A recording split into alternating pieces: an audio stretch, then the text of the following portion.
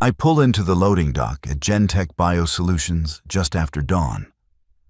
The truck's diesel engine rattles down to silence, and I'm already unbuckling, clipboard in hand, thinking about the breakfast burrito I'm going to grab once this load is secured. Standard Tuesday. Chemical transport run from their research facility outside Pittsburgh to the distribution center in Columbus. I've been doing this route for 3 years now. Same company, same heavy-duty Kenworth, same bland industrial park that smells like rubber and cleaning solution. The loading crew is already waiting. 2 guys I recognize, Dale and someone new whose name I don't catch. Dale gives me a nod. I hand over the paperwork and pop the trailer doors. They wheel out the pallet jack and start bringing drums from the warehouse. Big industrial containers, sealed tight. Labels I can't read because they use those code systems, numbers and letters.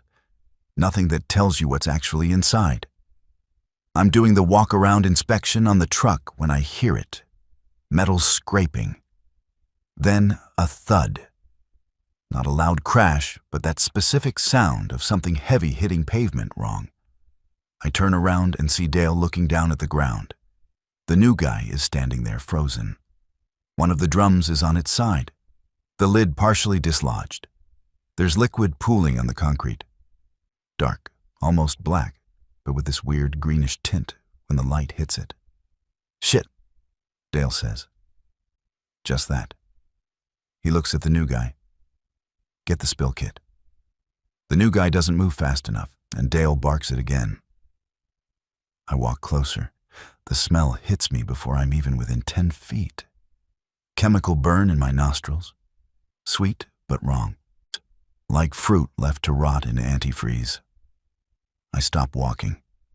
Dale is already grabbing absorbent pads from the emergency station mounted on the warehouse wall. The new guy comes back with a rolling bucket and more supplies. They're working fast. Too fast. Dale keeps glancing at the security camera mounted above the loading bay. The liquid is thick. It doesn't spread like water. It kind of sits there in this viscous pool, shimmering. I watch them throw down the absorbent pads, and they soak it up but slowly, like the stuff resists being cleaned. "We good?" I ask. Dale doesn't look at me. "Yeah, just a spill. Happens." But his voice is tight. The new guy won't make eye contact at all. They get most of it cleaned up. Scrape the pads into a hazmat bag. Seal it. Dale rights the drum, and they check the lid. It's damaged. Dented on one side. He looks at it for a long moment, then signals to the new guy, and they load it onto the truck anyway. I should say something. I know I should. But I don't. Because I need this job, and because making waves with a biotech company over a spill that's already cleaned up seems like a good way to get blacklisted from these high-paying contracts. So I just watch them finish loading. 6 drums total. They secure them. Dale signs off on the manifest, hands it to me. His hand is shaking slightly. "Drive safe," he says. I climb back into the cab. Fire up the engine. The whole time I'm pulling out of the facility, I keep thinking about that smell, about the way the liquid moved. I crack the window even though it's cold outside because I swear I can still smell it. Probably just in my head. Probably just paranoid. The drive is uneventful. I stop at a truck stop outside Wheeling to grab coffee and take a leak. The radio is playing classic rock. Everything feels normal. I deliver the load in Columbus by early afternoon, unhook the trailer. The receiving crew there doesn't mention anything wrong with the shipment. I do the paperwork. Head back empty. 3 days later, I'm home in my apartment outside Harrisburg, watching the evening news while eating leftover Chinese food straight from the container. The anchor is talking about a localized health scare in Pittsburgh. Workers at a biotech facility reporting flu-like symptoms. 11 people admitted to hospitals. Health officials investigating potential chemical exposure. I set down the food container. My stomach goes cold. The news switches to footage of Gentech Biosolutions. The same facility, and the same loading dock where I was parked. They're showing people in hazmat suits going in and out. The scroll at the bottom of the screen says, "Developing story. Biotech workers hospitalized. Cause unknown." I grab my phone and pull up the route logs. Check the date. Yeah, that was the day. The spill. Dale and the new guy cleaning it up fast and quiet and loading the damaged drum anyway. My hands are shaking now. I try to tell myself it's not connected. Coincidence. But I remember Dale's face. The way he kept looking at that security camera. The way neither of them would look at me after. I checked the news obsessively for the next 2 days. The story grows. Now it's 18 workers sick, then 25. They're calling it an unknown pathogen. Potential viral outbreak. The CDC is involved. Gentech releases a statement saying they're cooperating fully with investigators and that there's no danger to the public. But on day 4, the story changes. The anchor's face is different now. Serious in a way that makes your guts twist. 3 of the hospitalized workers have died. The others are showing neurological symptoms, aggression, confusion.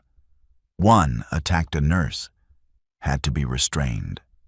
The hospital is in lockdown. I'm standing in my kitchen at 11 at night watching this on my laptop. My heart is hammering so hard, I can feel it in my throat. I think about that liquid, that smell, the way it sat on the concrete like something alive. The next morning, I wake up to my phone buzzing. News alerts. The situation in Pittsburgh has escalated. The hospital where the workers were being treated had some kind of security breach overnight. Details are unclear, but there are reports of multiple casualties. Police are responding. The National Guard has been activated.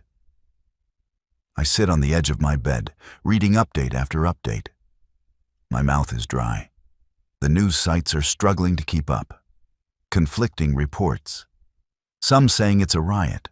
Others saying it's a mass casualty event. One Twitter video that loads slowly on my phone shows the outside of the hospital. Ambulances, police cars everywhere. Lights flashing. Someone screaming in the background of the recording. By noon, the footage starts getting worse. News helicopters are up now, aerial shots of the hospital. People running. I watch someone tackle someone else in the parking lot. And the camera is too far away to see details, but the way they move. Jerky. Wrong. The anchor says the word for the first time around 2 in the afternoon. Infected. Not sick. Infected. They're calling it an infection now. Spreading through contact. The hospital is completely overrun. Police are setting up barricades, reports of similar incidents at other medical facilities. The workers who got sick, their family members, people they came into contact with. I watch a press conference where a CDC official with exhausted eyes says they're working to identify the pathogen, that people should remain calm, avoid contact with anyone showing symptoms. Symptoms include fever, aggression, seizures, and altered mental state. I know what this is. I've seen enough movies. Read enough books. But it's different when it's real. Not when it's on the actual news with real shaky footage and real people screaming. That night, I can't sleep. I keep refreshing news sites. The infection is spreading, not just Pittsburgh anymore. Cases reported in surrounding counties, then in Ohio, then West Virginia. The progression is too fast, exponential. They're saying it spreads through bodily fluids, bites, scratches, that the infected become violent within hours. By morning, the president is on television. Emergency declaration. Shelter-in-place orders for the affected regions. Military mobilization. The stock market has crashed. International flights are being canceled. I stand in my apartment trying to process this. trying to understand that the world is ending because a drum fell off a pallet jack and some company tried to cover it up. I remember the stray cats.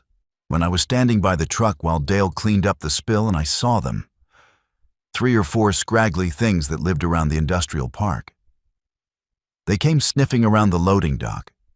One of them walked right through where the spill had been before Dale got it all cleaned up. Tracked wet paw prints across the concrete. I didn't think anything of it then. Now I'm wondering if that was the start. If those cats spread it to other animals. To people. If it started even before the workers got sick.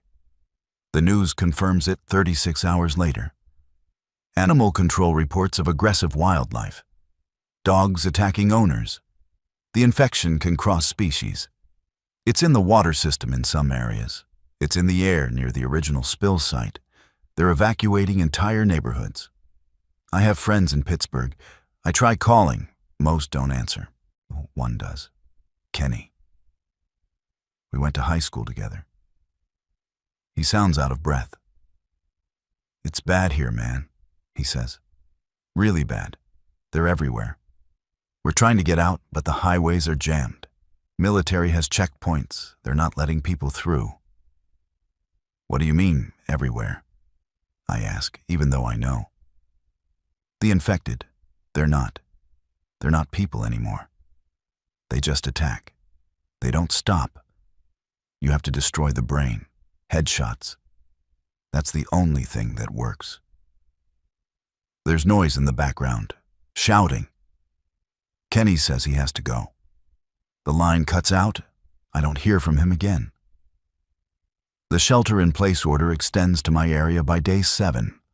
The governor is on TV telling everyone to stay inside. Lock your doors. Avoid all contact with suspected infected individuals. Emergency services are overwhelmed. Do not call unless absolutely necessary. I look around my apartment. Studio, 3rd floor, 1 window facing the parking lot. I have maybe a week of food. No weapons. No plan. The realization hits me like cold water. I'm completely unprepared for this. That's when I start actually thinking, instead of just sitting in shock watching the world end on CNN. I'm a trucker. I know logistics. I know supply chains. I know how fast grocery stores empty when there's a panic. I've seen it during hurricane warnings, during the pandemic. This is going to be worse. This is going to be everything running out at once. I grab my keys and my wallet, and I run down to my truck in the parking lot. The Kenworth is still there. I've been too paralyzed to even think about work. The company hasn't called. I'm guessing they have bigger problems. Once I climb in the cab and fire it up. The fuel gauge shows 3/4 full. That's good. That's something. I drive to the nearest Walmart. It's chaos. The parking lot is packed. People are running shopping carts piled high with supplies toward their cars. Someone nearly hits me pulling out without looking. I circle twice before finding a spot way in the back. Inside is worse. Shelves are already decimated. The canned goods aisle is mostly empty. I grab what I can. Beans, soup, tuna, Chef Boyardee. People are shoving, yelling. A fight breaks out near the registers. Security is nowhere. I see a woman crying over an empty baby formula shelf. I fill my cart and get in line. The wait is 40 minutes. My phone keeps buzzing with emergency alerts. New infection zones, new quarantine areas. The borders are closed. Air traffic is grounded. This is happening everywhere now. Europe, Asia, South America. The whole world is on fire. I pay cash because the card readers are down. The cashier doesn't speak, just scans items mechanically, eyes dead. She's probably been here since the panic started. I load everything into the truck and drive to a sporting goods store. This one has security at the door, limiting how many people can enter. The line outside stretches down the sidewalk. I wait an hour. When I finally get inside, the gun section is mobbed. 3 deep at the counter. I manage to get a shotgun. Remington 870, 2 boxes of shells. The clerk barely checks my ID. The background check system is down anyway. He sells it to me cash. I also grab a hunting knife, a hatchet, camping supplies, water purification tablets, a first aid kit, everything I can carry. But by the time I get back to my apartment, it's getting dark. The news is showing footage of major cities. New York, LA, Chicago, overrun. Buildings burning. The military's in the streets. There's martial law in effect. They're bombing bridges to contain the spread. I haul all my supplies up to my apartment. 3 trips. I'm sweating and my legs are shaking, and I can hear my neighbors arguing through the walls. Someone is blasting music. Someone else is crying. I lock my door and push my dresser in front of it. Then I sit on my bed and I try to think, really think, about what comes next. This apartment isn't going to work. 3rd floor of a building with 40 other units, shared hallways, shared entrance. No way to control who gets in or out. Once the infection reaches this building, I'm trapped. And it will reach here. It's just a matter of time. I need somewhere else. Somewhere I can defend. Somewhere with supplies. Somewhere remote enough that the infected won't swarm in numbers. I pull up maps on my laptop while I still have internet. Looking at rural areas, state game lands, national forest. There's a cabin. I remember it. My uncle's place. He died 2 years ago and the property went to my dad, but Dad never sold it. Too much hassle, too far away. It's up in the mountains, about 90 miles north, off the grid mostly. I went there once as a kid, helped my uncle chop wood. The cabin is small but solid. There's a well, a generator. It's surrounded by forest. I call my dad. He answers on the 5th ring. "Are you watching this?" I ask.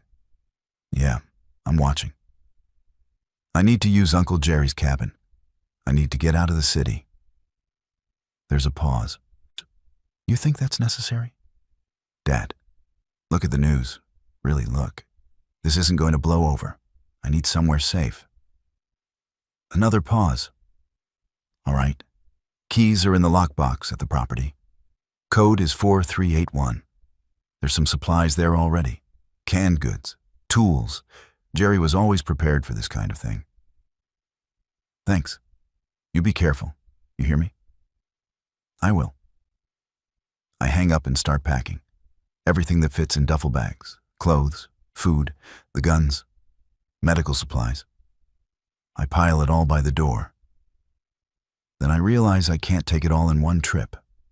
I'll need the truck. Which means I need fuel. And I need more supplies.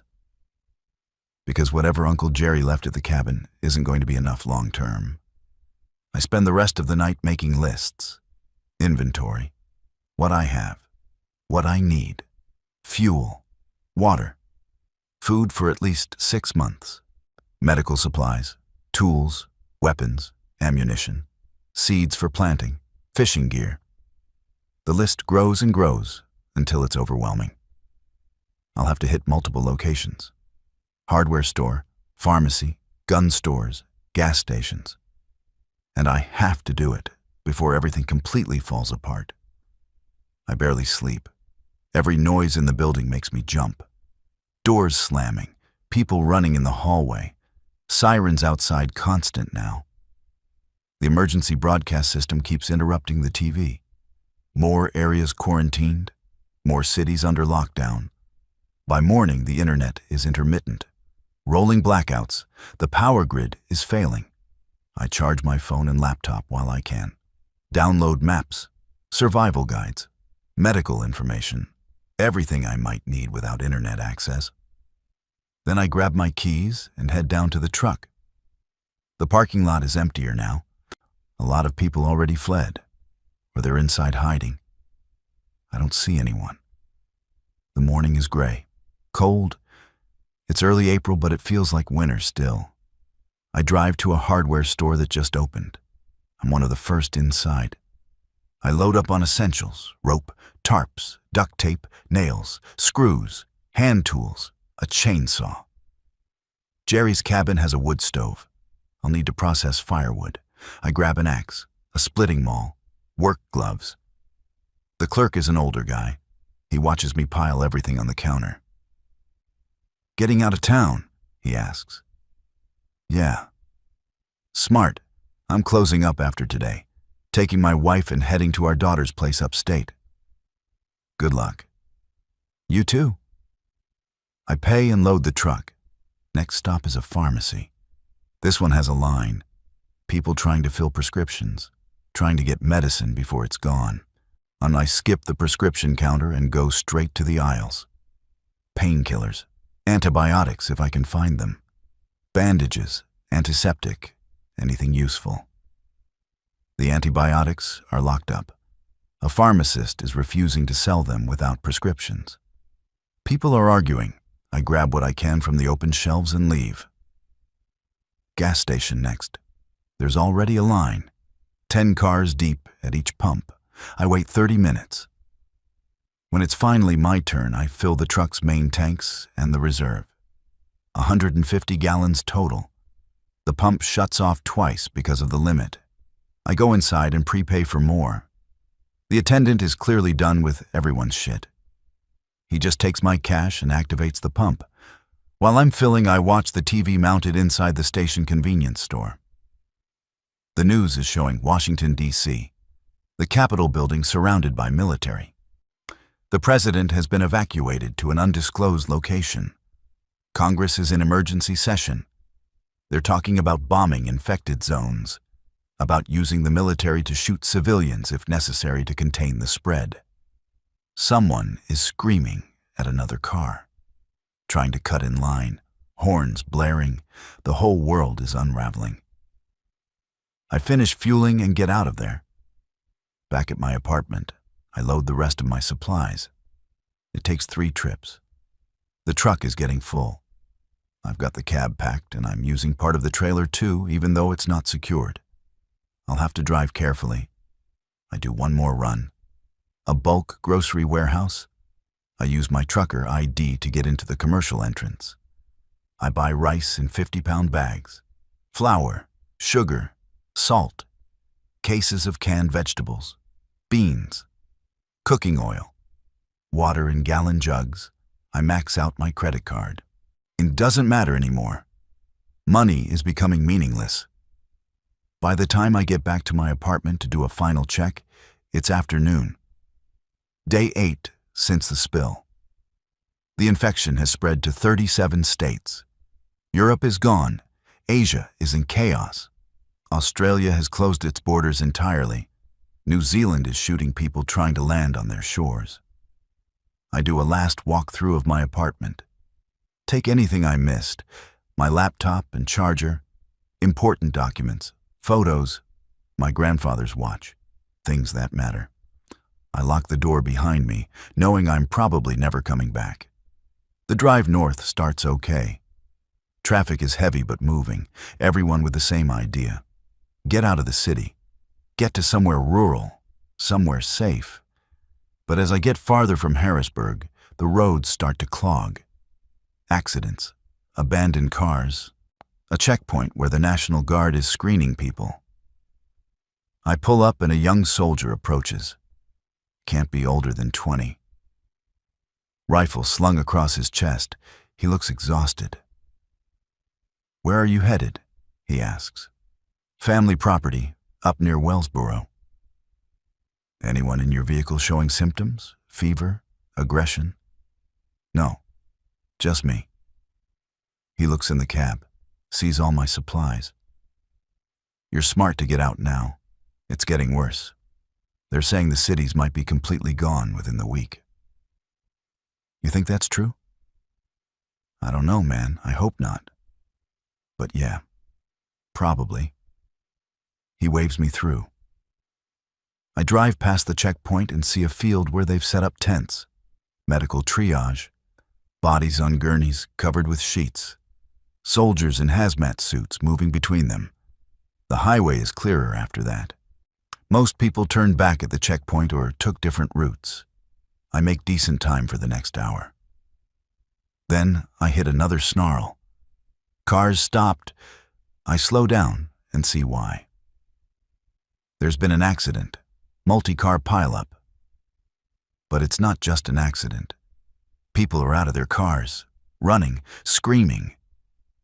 And I see one of them, an infected. It's a woman. Or it was. She's covered in blood, moving in that jerky wrong way like her joints don't work right. She's chasing a man. He's trying to get back to his car. She catches him, tackles him to the ground.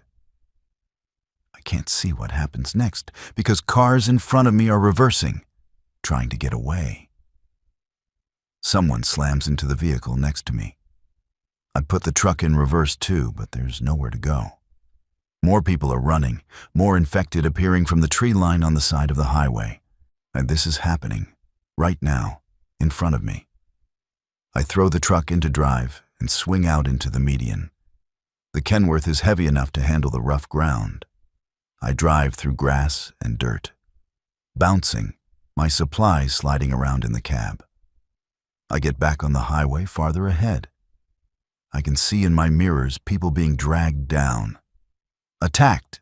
I keep driving, hands locked on the wheel, heart slamming. I don't stop. Can't stop. It takes another 2 hours to get to the turnoff for the cabin.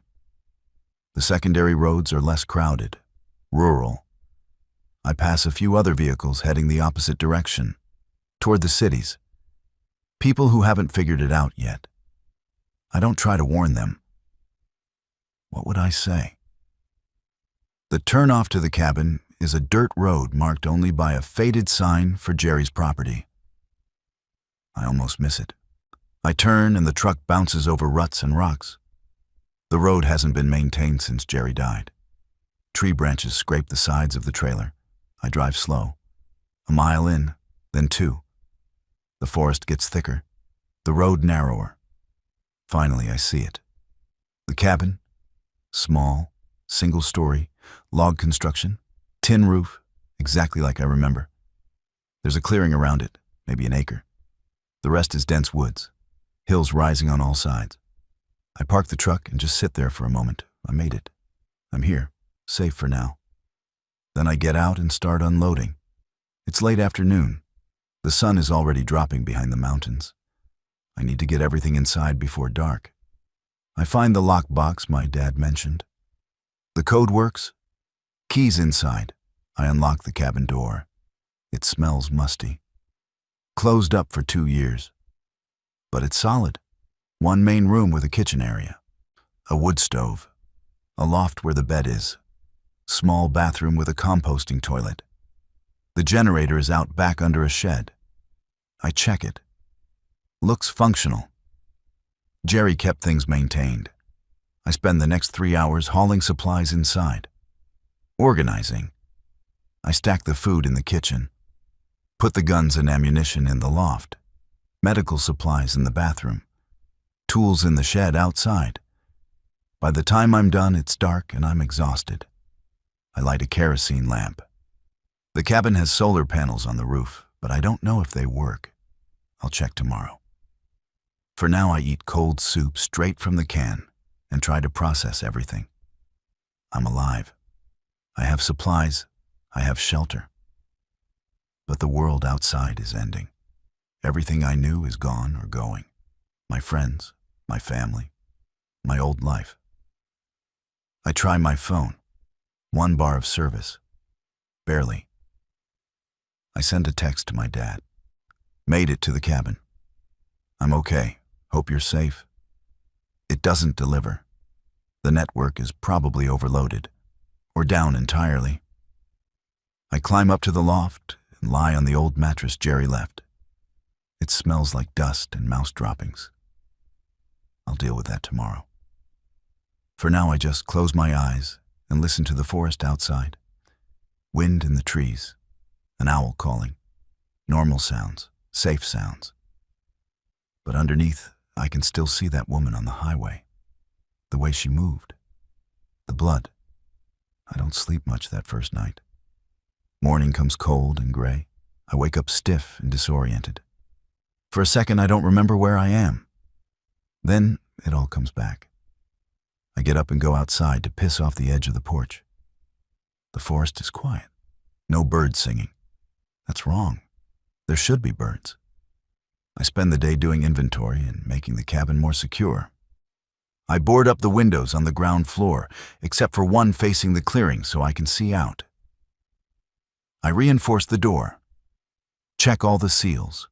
The cabin is small enough that I can defend it if I have to. The generator starts on the third try. I let it run for an hour to charge the solar battery system. The panels seem to work. Jerry had this place set up pretty well.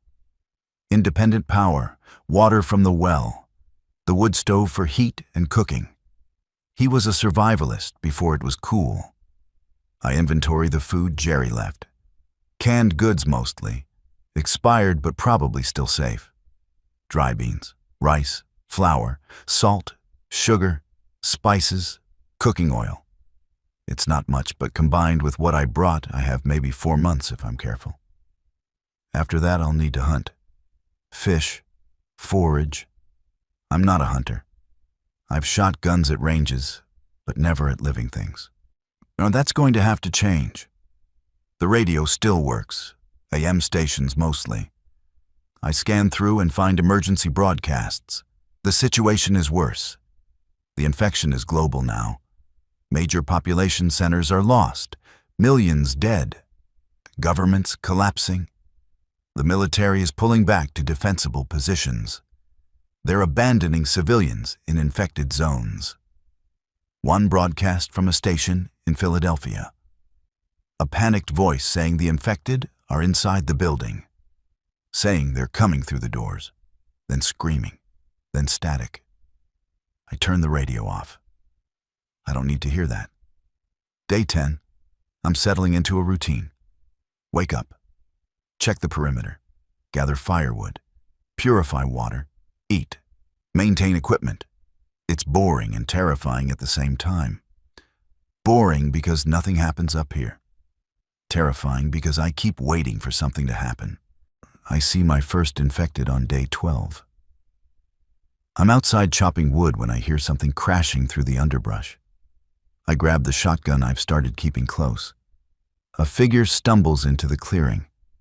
A man, middle-aged, dressed in torn business clothes, covered in blood and filth. He sees me and makes this sound, not a scream, not a growl, something between wet and hungry. He starts moving toward me with that wrong jerky gait, arms out, mouth open. I raise the shotgun. My hands are shaking. He keeps coming. 20 feet, 15, 10. I pull the trigger. The recoil slams into my shoulder. The blast catches him in the chest. He goes down, but then he starts getting back up, still making that sound. I fire again. Headshot this time.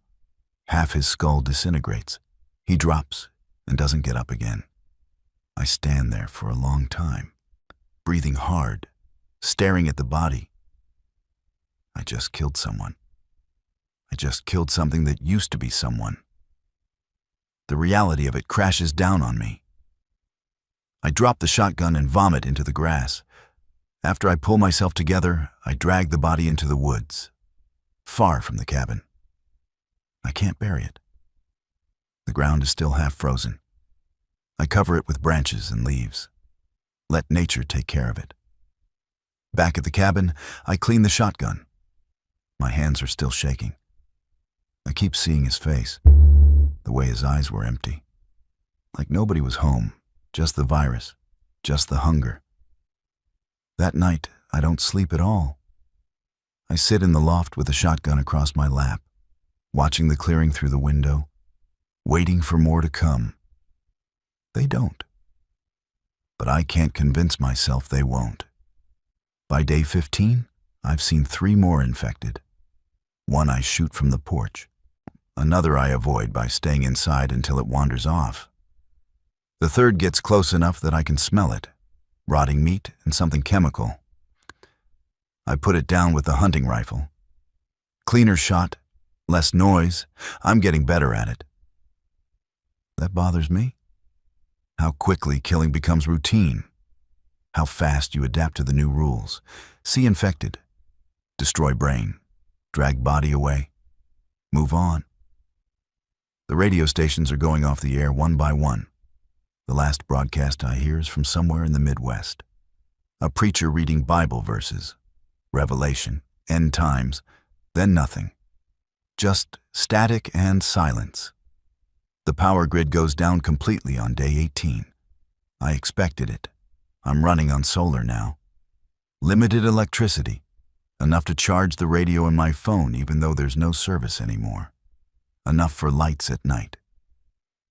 But I ration it. Won't try to save battery power for when I really need it. Food is becoming a concern. I'm going through supplies faster than I planned. Stress makes you hungry. Or maybe it's just having nothing to do but eat and wait. I need to start hunting, fishing, supplementing. There's a stream about half a mile from the cabin. I hike down with my fishing gear. The woods are quiet. Still no birds. I don't know if the infection killed them or if they just left. Maybe animals are smarter than us. Maybe they knew to run. The stream is clear and cold. I set up on a rock and cast. It takes an hour, but I catch 2 trout. Small ones. I gut them right there and carry them back in a bag. Fresh protein. It's the first good thing that's happened in weeks. I cook them on the wood stove. They're delicious. The best meal I've had since this started. For a moment, I forget everything. Just enjoy the taste, the texture. Then reality comes back. This is my life now. Catching fish, hiding in a cabin, waiting for the world to end completely. Day 20. I'm on the porch at dawn when I see smoke. South, toward where the nearest town would be. Black smoke rising into the gray sky. Something big is burning. I watch it for an hour. The smoke gets thicker. Then it starts to dissipate. Whatever was burning is burning out. I wonder if anyone survived. If there's anyone left in that town. Or if it's just infected wandering through empty streets. Burning buildings with no one to put out the fires. I'm completely isolated now. No communication. No way to know what's happening beyond what I can see and hear. For all I know, I'm the last person alive in Pennsylvania, and maybe the last person alive anywhere. That thought sits with me all day. Heavy, suffocating. I have to keep busy or I'll spiral. So I work. I chop more wood than I need. I clean the cabin again. I inventory supplies for the 3rd time. Anything to keep my hands and mind occupied. Day 23. I hear gunshots in the distance. Multiple shots, automatic fire. Then silence. Someone is out there. Fighting, or was fighting. I don't know if they won. I stay inside, keep the doors locked. Wait, hours pass. No one comes. The forest stays quiet. That night, I dream about the spill. About the loading dock. Dale and the new guy cleaning up the liquid. The cats walking through it. In the dream, the cats look at me. Their eyes are wrong, glowing. They open their mouths and that sound comes out. That wet, hungry sound the infected make. I wake up choking on a scream. It's just after midnight. The cabin is dark. I light the lamp with shaking hands and sit on the bed until my heart stops racing. This is what isolation does. Your mind turns on you. Dreams become nightmares. Every shadow is a threat. Every sound is danger. I'm fighting the virus outside and the fear inside, and I don't know which one will kill me first. Day 25. I find tracks around the cabin. Boot prints, human, fresh. Someone was here while I was sleeping. They didn't try to get in. just circled the cabin and left. I follow the tracks into the woods. They disappear into rocky ground after about 50 yards. Who was it? Survivor? Scout? Someone looking for supplies? Or was it someone infected who retained enough motor function to walk quietly? I've heard that can happen. That some infected are smarter than others. That the virus affects people differently. I reinforce the cabin's defenses, set up noise traps around the perimeter, tin cans on string, anything that will alert me if someone approaches. I sleep even less now. Day 27. I'm running low on shotgun shells. I've used more than I planned. Between the infected I've killed and the practice shots to stay proficient, I'm down to maybe 40 shells. The rifle has more ammunition, but it's louder. Attracts attention. I need to be smarter about this.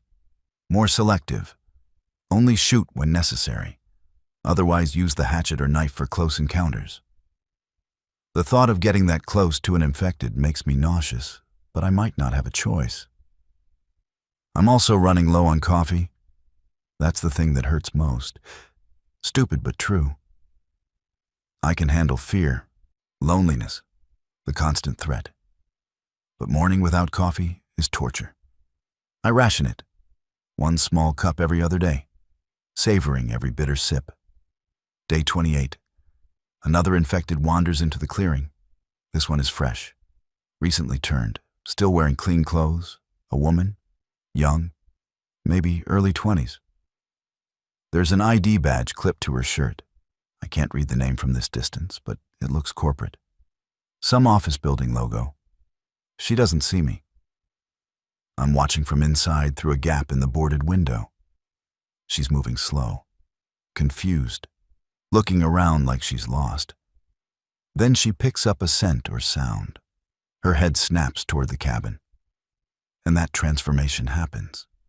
From confused to focused. From lost to hunting. She rushes the door, slams into it.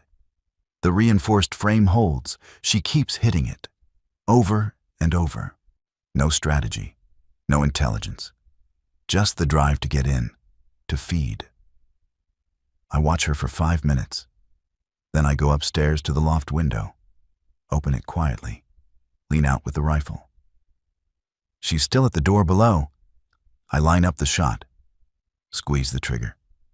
The crack of the rifle echoes off the hills. She drops.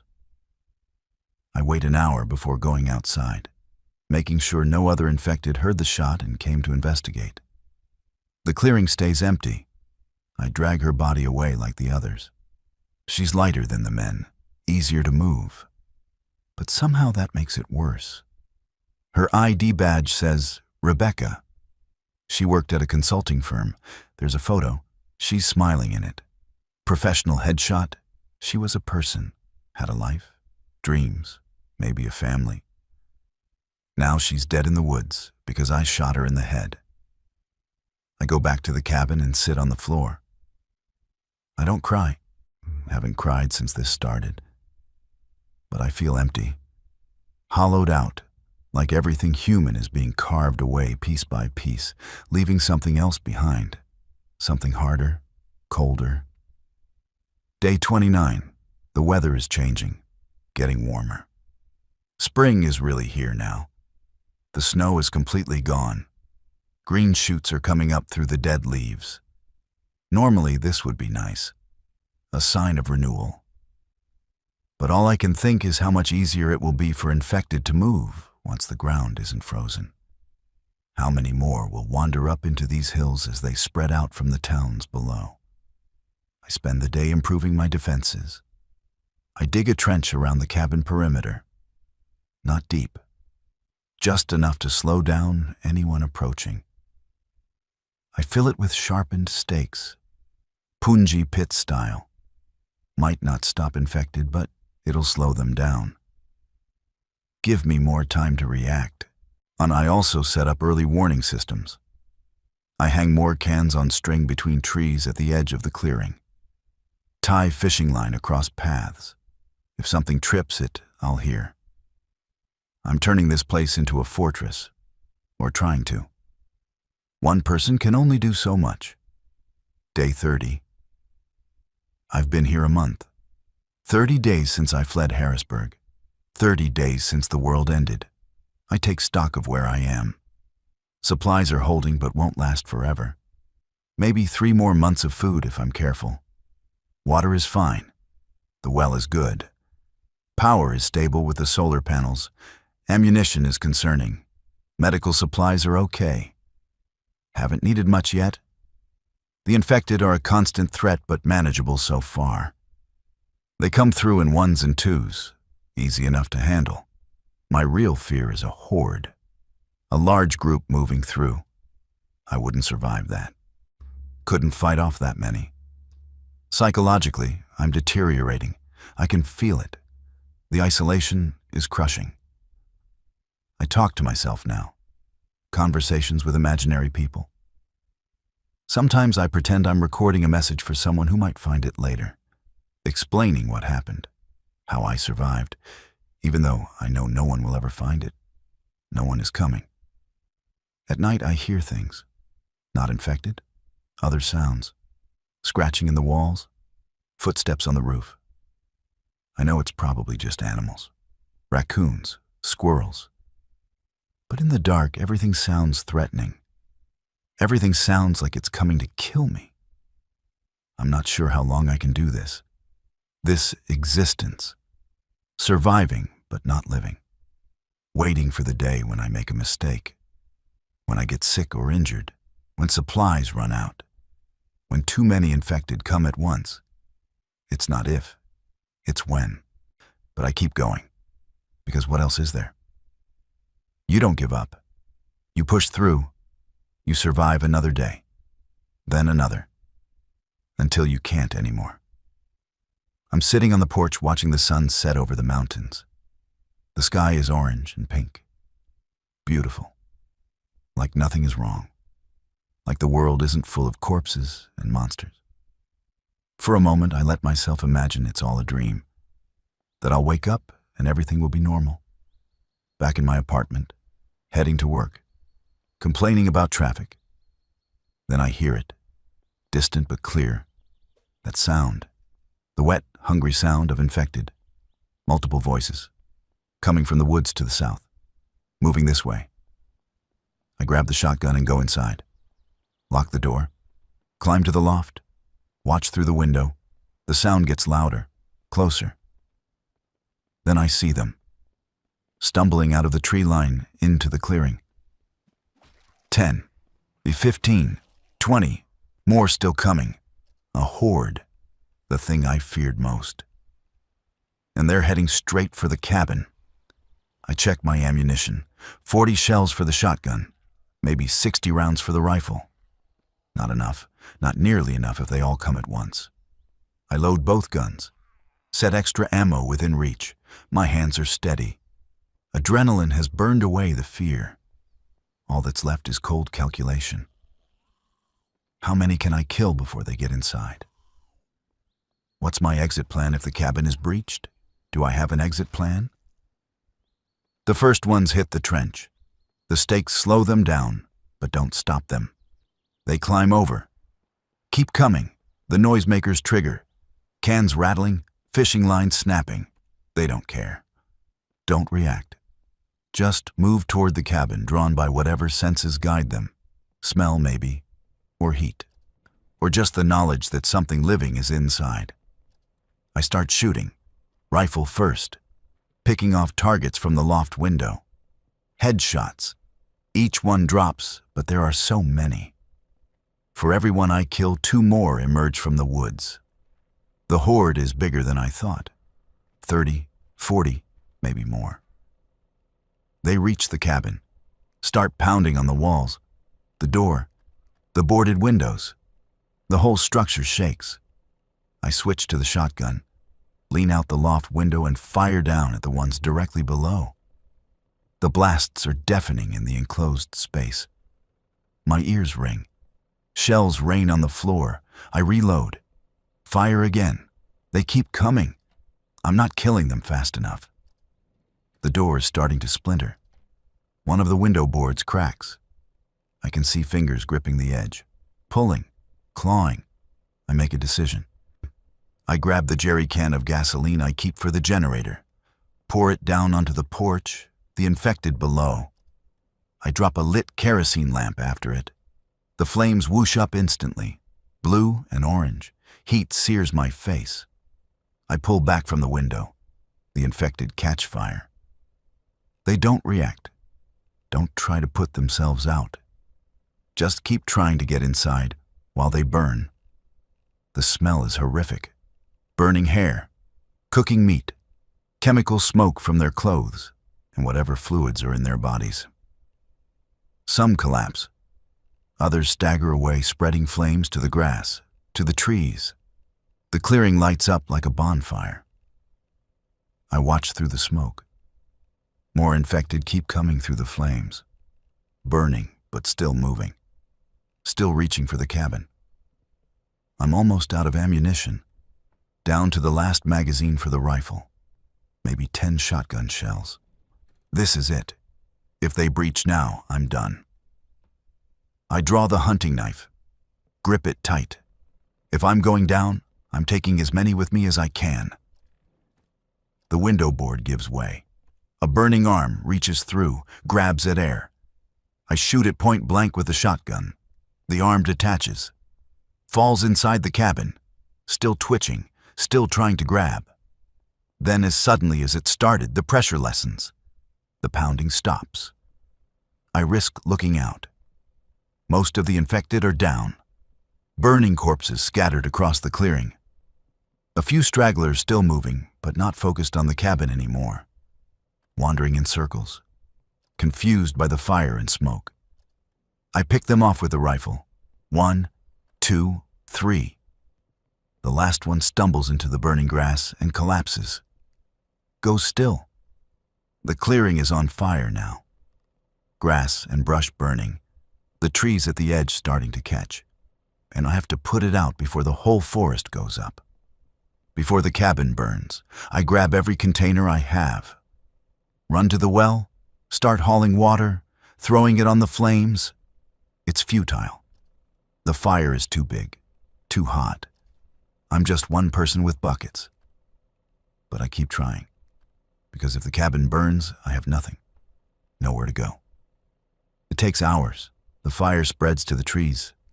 I create a fire break by digging up grass and dirt, soaking the ground. Slowly, painfully, the fire runs out of fuel, starts to die. By the time the sun comes up, it's mostly out. Just smoldering patches, smoke rising in gray columns. I collapse on the porch, covered in soot and ash, exhausted, every muscle trembling. The clearing is a wasteland. Burned grass, charred bodies, black scorch marks on the cabin walls. But the cabin stands, and I'm alive. Day 31. I spend the entire day dealing with the aftermath, dragging burned corpses away, trying to salvage what I can. The front of the cabin is scorched. One window is broken. The door is damaged, but still functional. I'll need to repair it, reinforce it better. I'm completely out of shotgun shells, down to 30 rifle rounds. I have the knife and hatchet, and that's it. If another horde comes, I'm finished.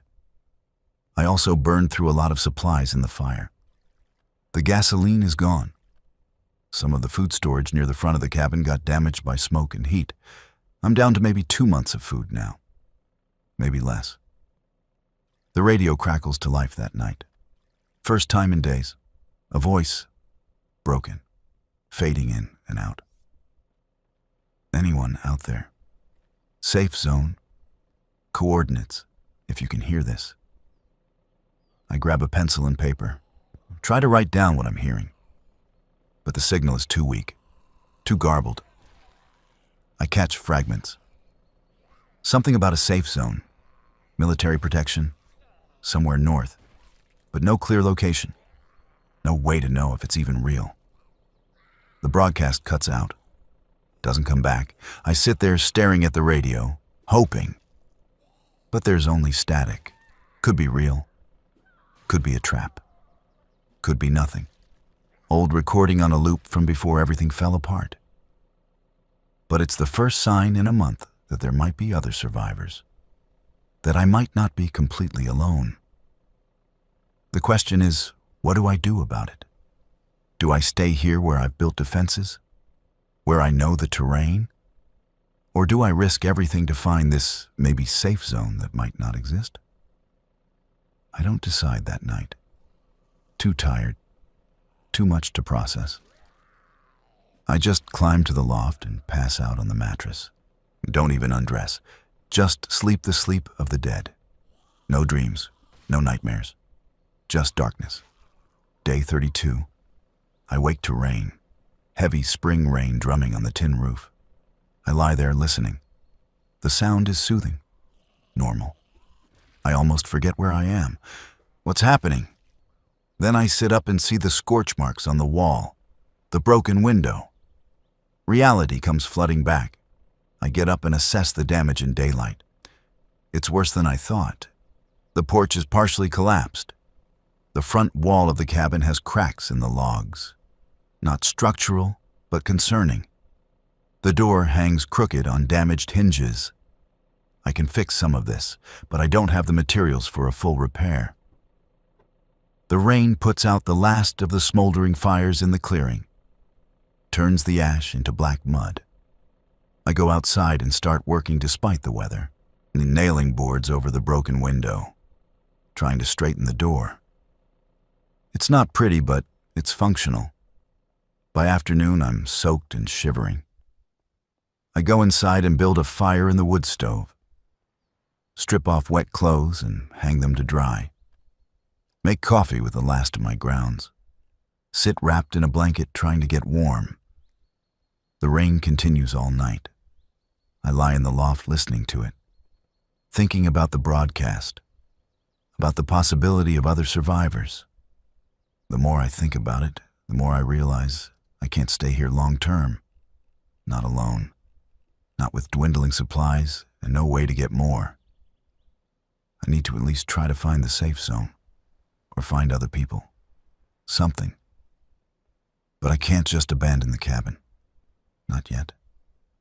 I need to prepare. Gather what supplies I can carry. Plan a route. Make sure I'm not walking into a worse situation than I'm already in. Day 33. The rain stops. The sun comes out. Everything steams. The clearing is a mess of mud and ash and burned debris. I start salvaging, pulling nails from charred wood, collecting anything useful.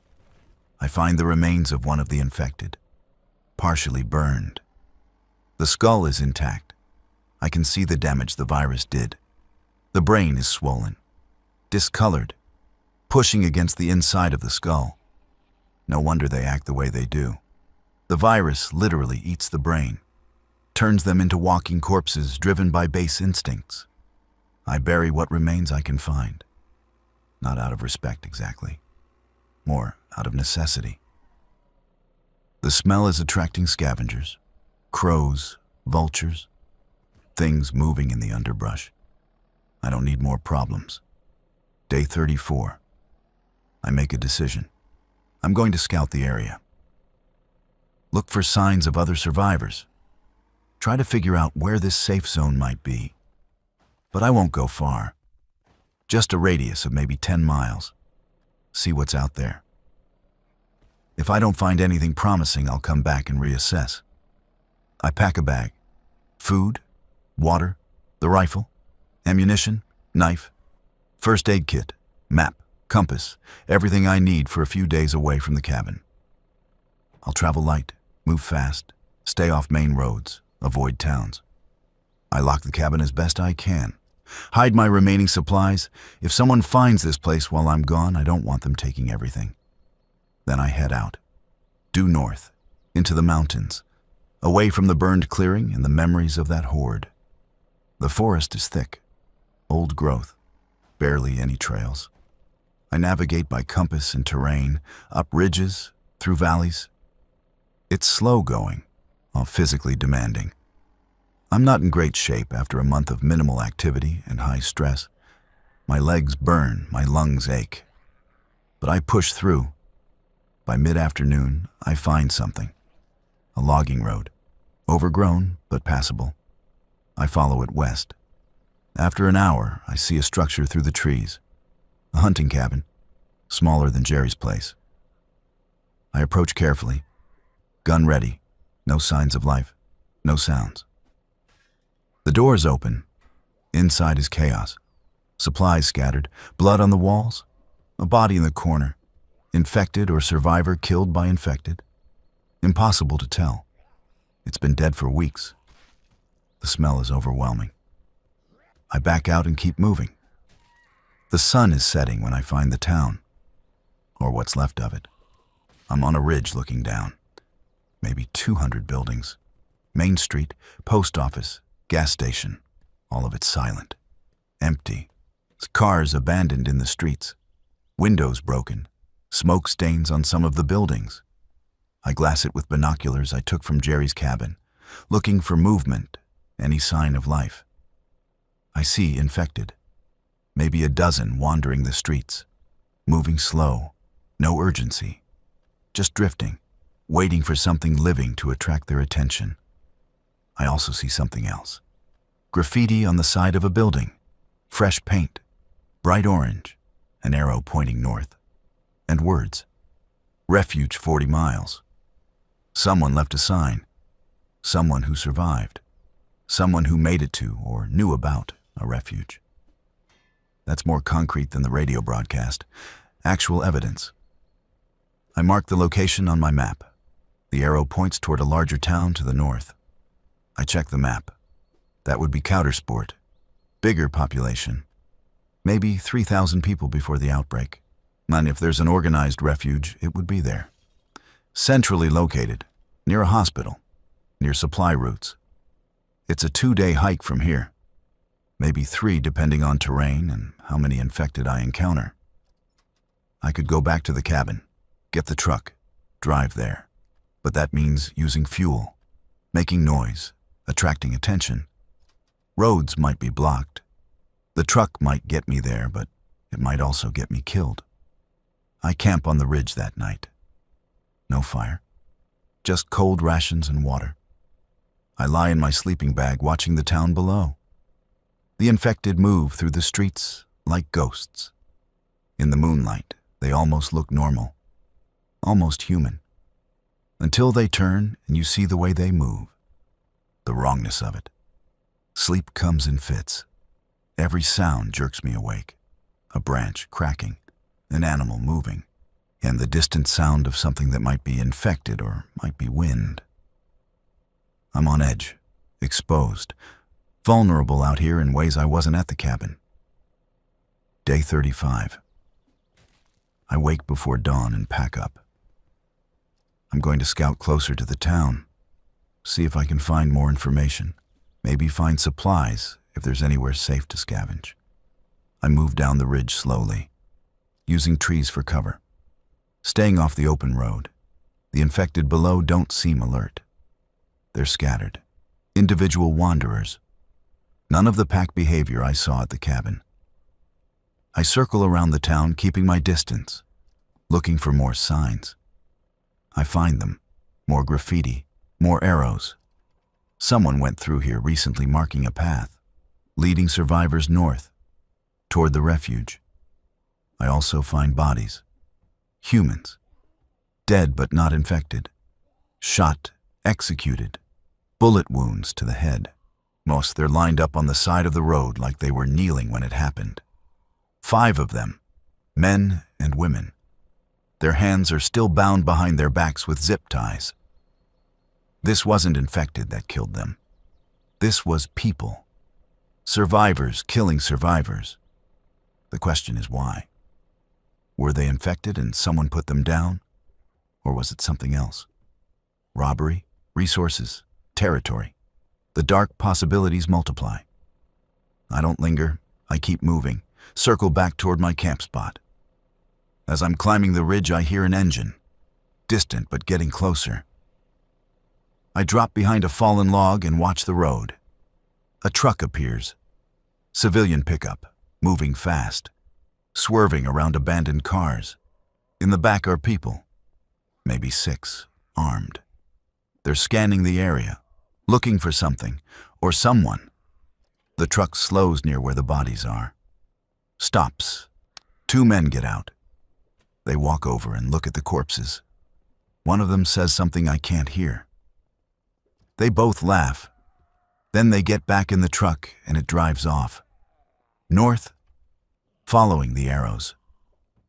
I wait an hour after they're gone before moving. My mind is racing.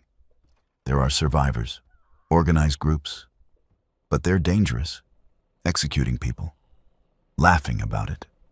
That's not a refuge. That's something else. Predators, bandits, people who've decided the old rules don't apply anymore. Do I still go north? Try to reach this refuge? Or do I turn back? Stick with the cabin? The isolation? The known dangers versus the unknown? I think about it while I hike back toward Jerry's place, the long way around, avoiding the town, taking my time. By the time I see the cabin, it's late afternoon, and I've made a decision. I'm going to the refuge, or at least close enough to scout it.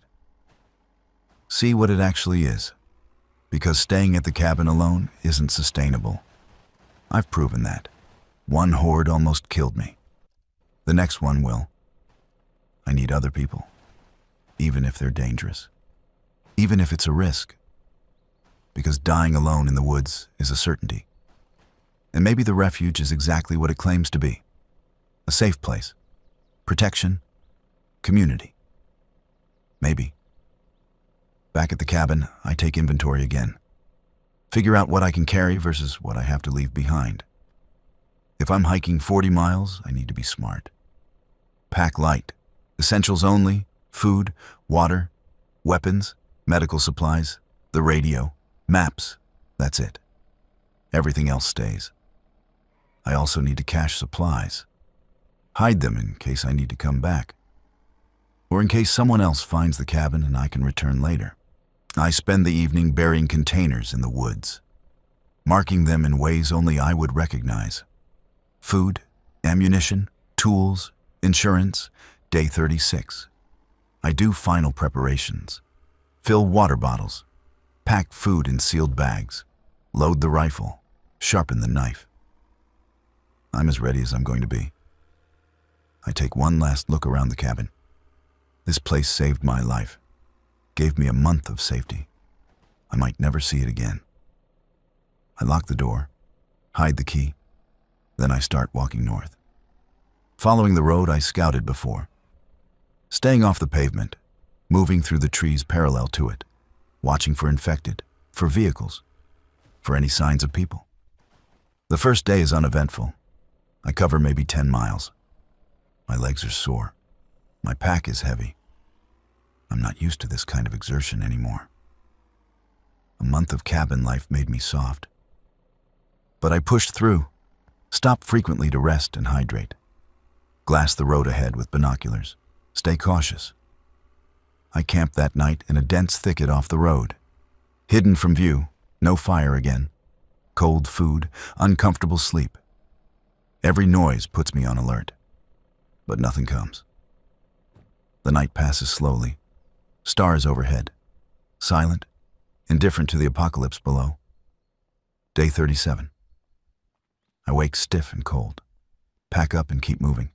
The terrain gets rougher. Hills steeper. The road winds through valleys. I see more abandoned vehicles.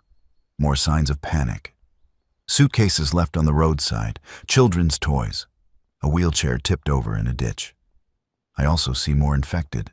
They're spread out, wandering aimlessly. I avoid them easily enough. Give them wide berth. Don't engage unless I have to. Save ammunition. Stay quiet. Around noon, I find another town, smaller than the last one. Maybe 30 buildings. I scout it from a distance. More graffiti, more arrows. The infection hit hard here. Bodies everywhere. Some infected still moving, others long dead, rotting. I'm about to circle around when I hear something. A voice. Human. calling out. I freeze. Listen. It comes again. Someone yelling. Panicked. From inside one of the buildings. Help! Please! Someone! Every instinct says, keep moving. Don't get involved. It could be a trap. Bait. Survivors using someone to lure in others. Rob them. Kill them. Take their supplies. But it could also be someone who actually needs help. Someone like me. Trying to survive. Alone. Desperate. I war with myself for a full minute. Then I moved toward the sound. Gun ready. Moving slow. Checking corners. The voice is coming from a pharmacy. The windows are broken. The door hanging open.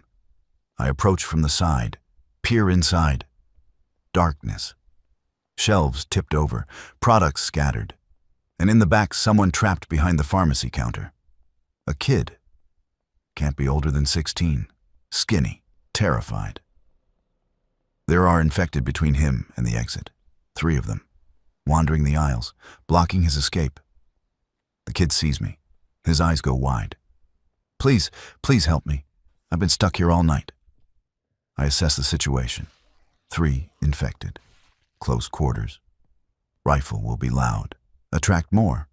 Knife would be quieter, but risky. I'd have to get close. Could get bitten. Scratched. Infected myself. I make a decision. I whistle. Sharp. The infected turn toward me. Start moving. I back out of the pharmacy. Lead them outside. Into the street. Give myself room. When they clear the doorway, I shoot. 3 quick shots. Head, head, head. They drop. The kid comes running out. Thank you. Oh my God, thank you. I thought I was dead. You alone? I ask. Yeah. My family. They got infected. I've been on my own for 2 weeks. He's got a backpack. Looks empty. No weapons I can see. Just a scared kid who's been lucky so far. You know where you're going? I ask. North. There's supposed to be a safe place. A refuge. That's what the signs say. I'm headed there too. You want to come with me? He nods fast. Desperate. Yes. Please, I can help. I can carry stuff. I won't be trouble.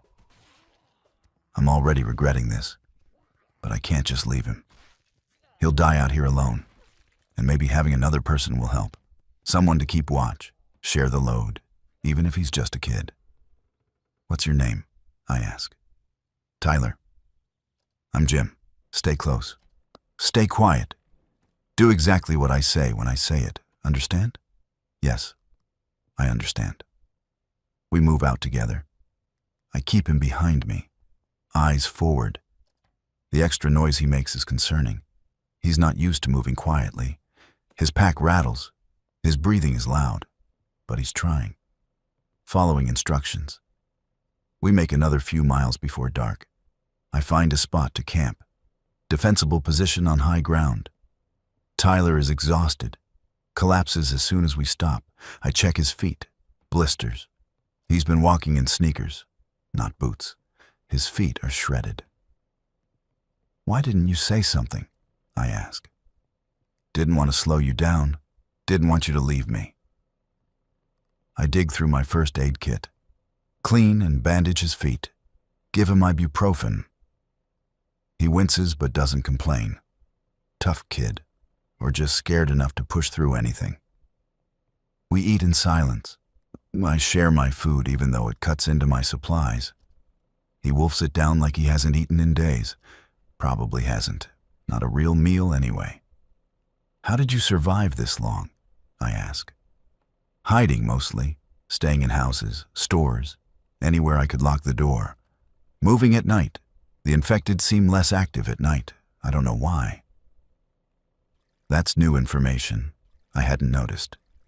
Been too focused on staying put. But if he's right, it could be useful. Infected are slower. Less aggressive after dark. Something about the virus, maybe. Or just basic biology. Metabolism slowing without sunlight. You see any other survivors? I ask. A few. Most didn't want anything to do with me. One group tried to rob me, but I ran. That's how I ended up in that pharmacy. Running from them? Or the infected came after, and I got trapped. The group that tried to rob you, what did they look like? Guys in a truck, pickup, maybe 6 of them, all armed. Same group I saw, or similar. They're operating in the area, preying on survivors. That's going to be a problem if we run into them. We take turns keeping watch that night. I give Tyler first shift. Tell him to wake me if he sees or hears anything. I don't sleep well. Don't fully trust him yet. But I'm too tired to stay awake all night. I need the rest. Tyler wakes me 4 hours later. I think I hear something in the woods. I listen. Movement. Something big. But the sound is wrong. Not shuffling. Not the jerky gait of infected. This is smooth. Deliberate. Animal. Stay here, I whisper. I move toward the sound. Rifle ready. Peer through the darkness. In 2 eyes reflect my flashlight. Yellow-green. Then it moves, and I see the shape. Bear. Black bear. Maybe 300 pounds. It's rooting through the ground. Foraging. I back away slowly. Don't startle it. Get back to Tyler. Just a bear. We're good. A bear? Jesus. That's almost as bad as infected. Worse in some ways. But it won't bother us if we don't bother it. We finish the night without incident. The bear moves on. Morning comes cold and gray. We pack up and keep moving north. Tyler is limping, but he doesn't complain. Kid's got grit, I'll give him that. Day 38.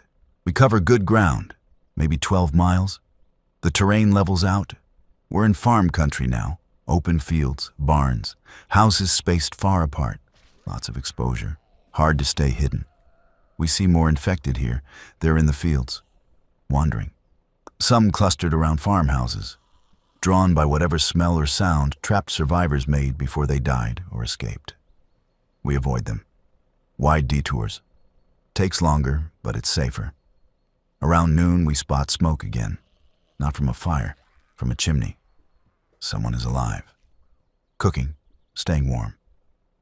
Tyler wants to approach. I hold him back. Could be friendly, could be hostile. We watch first, figure out what we're dealing with. We find a position in a tree line, glass the house with binoculars. It's a farmhouse. 2 stories, well maintained. There's a garden planted in the yard, defensive barriers set up. Someone's been here a while. Built fortifications, settled in. I watch for an hour, see movement inside. 1 person, then 2. They're armed. Rifles. Moving with purpose. Checking perimeter. Professional. Military, maybe. Or just experienced survivors. We should make contact, Tyler says. Maybe they'll help us, share supplies. Or maybe they'll shoot us. We're armed strangers approaching their safe house. That's how you get killed. So what do? We move on. Not worth the risk. Tyler looks disappointed, but he doesn't argue. We skirt around the property. Give it a wide berth. Keep moving north. The farmhouse disappears behind us. I wonder if they saw us, if they're watching, deciding whether to follow, to hunt us down. But no one comes. The fields stay empty. By evening, we reach another town, bigger this time. The signs say population 1,500. There's a main street, shops, a school, and everywhere, graffiti, arrows pointing north. Refuge ahead. Keep moving. Safety north. We move through the outskirts carefully, and the infected are thick here. Dozens of them. Scattered through streets and buildings. We stick to backyards and alleys. Stay low, stay quiet. Tyler is getting better at it, learning, adapting. We're halfway through when we hear the truck. Same sound as before. Engine loud, approaching fast. I grab Tyler and pull him behind a dumpster. The pickup roars past. Same one. Same armed men in the back. They're circling, patrolling, hunting. The truck stops a block away. The men get out. start searching buildings, looking for supplies or survivors. We're downwind. They won't smell us. But if they search systematically, they'll find us. It's only a matter of time. We need to move, I whisper. Where? Anywhere but here. We slip out the back of the alley, move toward the edge of town. Behind us, I hear shouting. The men found something, or someone. Gunshots, sharp cracks echoing off buildings, then screaming, cut short. Tyler looks at me. His face is pale. What do we do? We run, now. We sprint for the tree line at the edge of town. No more stealth, just speed. Get distance. Behind us, the truck engine roars to life. They heard us. They're coming. We hit the trees and don't stop. Crashing through underbrush, branches whipping our faces. I can hear the truck on the road, parallel to us, trying to cut us off. We veer deeper into the woods, where vehicles can't follow. The terrain gets rougher, steeper. Tyler is falling behind, his legs shorter, his endurance less. I grab his pack and pull him along. Come on, keep moving. The truck stops. I hear doors slamming. Voices. They're coming on foot now, through the woods, hunting us like animals. And I pull Tyler off the path, into a ravine. We slide down wet leaves and mud, hit the bottom hard. There's a creek, shallow water. We wade into it, move downstream, put distance between us and our tracks. They'll find us, Tyler gasps. They'll catch us. Not if we're smart, quiet, stay in the water, keep moving. We follow the creek for maybe half a mile. My boots are soaked. Tyler is shivering, but we don't stop. Can't stop. Behind us, I hear them, crashing through the woods, shouting to each other, coordinating the search, then gunfire, rapid, automatic, not aimed at us, aimed at something else, the infected. The noise must have drawn them, a whole pack. And now the hunters are being hunted. We use the chaos, climb out of the creek, up the opposite bank, into thicker forest, put as much distance as we can between us and them, a run until our lungs burn, until Tyler collapses and can't go any farther. We hide in a hollow under a fallen tree, covered in dirt and leaves, listening. The gunfire continues, then screams, then silence. I don't know if they killed all the infected, or if the infected killed them.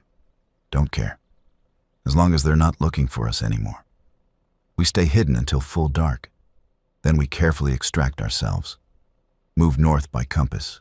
No roads, no paths, just dense forest. Navigation by starlight and guesswork. It's slow, exhausting, but safer than being exposed. We find a spot to camp, no fire, no light, just huddled together for warmth. Tyler is shaking, from cold or fear or both. I give him my jacket. He doesn't say anything, just pulls it tight and closes his eyes. I stay awake, gun in my lap, listening to the night. The forest is alive with sounds. Animals, insects, wind, all of it normal, all of it potentially masking danger. I don't sleep, can't risk it. We came too close today, too close to being caught, killed, or worse. Day 39, we move at first light. Tyler is quiet, shell-shocked. Yesterday rattled him. Rattled me too, if I'm honest. This isn't just infected we're dealing with. It's people. Organized, armed, dangerous. Maybe more dangerous than the virus. We stick to the woods. Avoid all roads, all buildings, all signs of civilization. Just focus on moving north, following the compass, trusting that the refuge is real, that we'll find it, that it'll be worth all this. The day passes slowly. We cover maybe 8 miles. Not great progress, but better than nothing. My feet hurt. Tyler's blisters are worse. He's limping badly now. I give him more ibuprofen, adjust his bandages. We're running low on medical supplies, running low on everything. By afternoon, we're both exhausted. We need rest, real rest. But every stop feels dangerous. Every moment not moving is a moment we could be found. Caught, so we push through. One foot in front of the other, mechanical, mindless. We're crossing a ridge when we see it, in the valley below. A town, bigger than the others, and lights, actual electric lights. Glowing in windows, street lights, a generator or restored power. Signs of organized survivors. Tyler grabs my arm. Is that it? Is that the refuge? I check the map. The distance. Yeah. This is Cooter Sport, the place the arrows pointed to. And there's definitely people here. Living people. Not just infected, not just bandits. An actual community. Maybe, I say, let's get closer. See what we're dealing with. We descend into the valley carefully. The sun is setting, long shadows across the land. We approach from the east, staying in cover. The town is surrounded by walls, makeshift but functional, corrugated metal, shipping containers, concrete barriers, and guards. People with rifles walking patrols, watching the perimeter. This is real. A fortified settlement, survivors banding together. Exactly what we've been looking for. But the question remains, are they friendly? Will they take us in? Or will they shoot us on sight? We watch from the tree line until dark, studying the patrols, the gates, the defenses. There's an entrance on the south side, chain link gate reinforced with steel, guards stationed there, people coming and going occasionally, survivors returning from scavenging runs. I'm being checked before entry, screened for infection probably. We should go down there, Tyler says. Let them know we're here. In the dark, armed? That's asking to get shot. So what? We wait until morning? Yeah. We approach in daylight. Hands visible, non-threatening. Give them a chance to assess us, to decide we're not a threat. Tyler doesn't like it, but he agrees. We camp one more night. Cold, hungry, nervous. Below us, the lights of the refuge glow warm and inviting. So close, but still out of reach. Day 40. We wake before dawn and prepare. I stash most of my weapons. Keep just the knife visible. Don't want to look like a threat. Tyler has nothing to stash. He lost his pack somewhere during the chase yesterday. All he has are the clothes on his back. We move down the ridge as the sun rises. Slow, deliberate, hands visible. When we're about 100 yards from the gate, I stop, cup my hands, and shout. Hello, we're survivors, looking for refuge. Don't shoot. Movement on the wall, rifle barrels swinging toward us. A voice calls back. Stop right there. Get on your knees, hands on your heads. We comply, kneel in the mud, hands up, vulnerable, exposed. This is the moment. Either they help us or they kill us. No middle ground. Footsteps approaching. Multiple people, armed, surrounding us. Someone grabs my shoulder, pats me down, finds the knife, takes it. Same with Tyler. They're thorough, professional, military precision. Stand up, slowly. We stand. I get my first good look at them. 5 people. Mixed ages. Men and women. All armed, all wearing matching armbands. Blue with white cross. Medical symbol maybe, or just identification. You been bitten? One asks. Woman. Middle-aged, scar across her cheek. No. Exposed to infected blood. Not that I know of. Anyone in your group showing symptoms? Just the 2 of us. No symptoms. She looks at Tyler. How old are you, kid? 16. You with him? We met on the road. He helped me. She considers this. Exchanges looks with the others. Some silent communication I can't read. Then she nods. All right. You'll come with us. Quarantine for 72 hours. If you're not showing symptoms by then, you can enter the refuge proper. If you are showing symptoms, we put you down. Understand? We understand. Good. Follow me. Don't try anything stupid. They lead us through the gate, into the refuge. And for the first time in 40 days, I feel something I thought was gone. Hope. Real, tangible hope that maybe we're going to survive this after all. The refuge is bigger than I thought. They've cleared several blocks, built defenses, organized into zones, residential, medical, supply. There's a command center in what used to be the courthouse. People moving with purpose, working together, growing food, collecting water, maintaining generators. They take us to a building on the edge. Converted clinic. Inside are others in quarantine, maybe 10 people.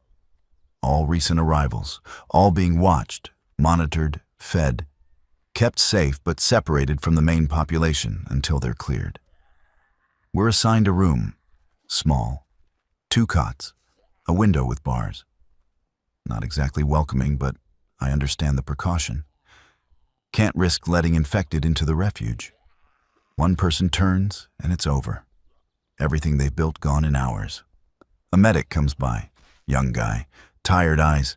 He checks us over, takes our temperature, blood pressure, examines us for bites, scratches, any sign of infection. We're clean.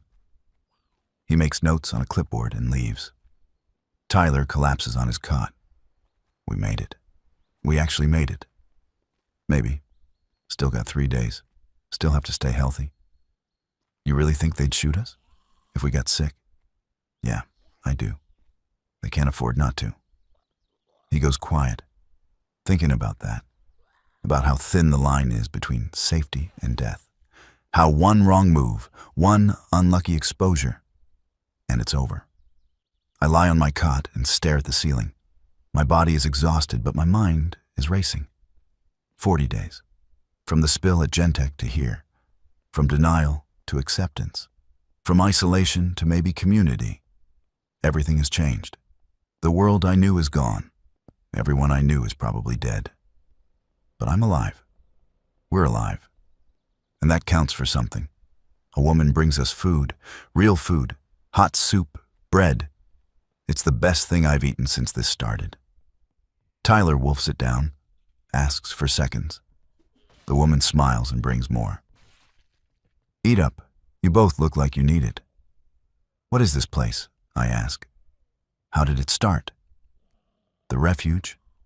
National Guard set it up in the first week, when things went to hell.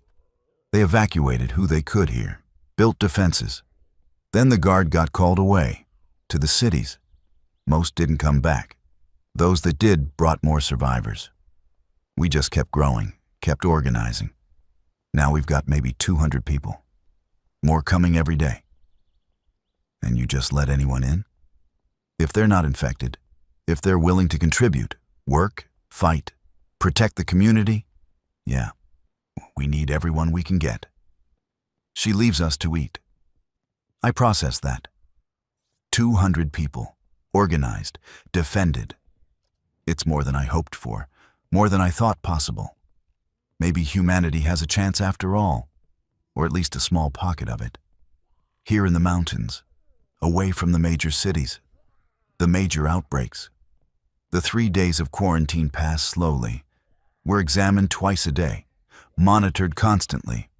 They take blood samples, check for elevated white cell counts, neurological symptoms, anything that might indicate infection. We stay clean, healthy. By day 3, the medic seems satisfied. You're clear, he says. Welcome to the refuge. Someone will be by to assign you housing, jobs, get you integrated. Tyler grins. First real smile I've seen from him. We're in? Really? Really. Congratulations. You survived.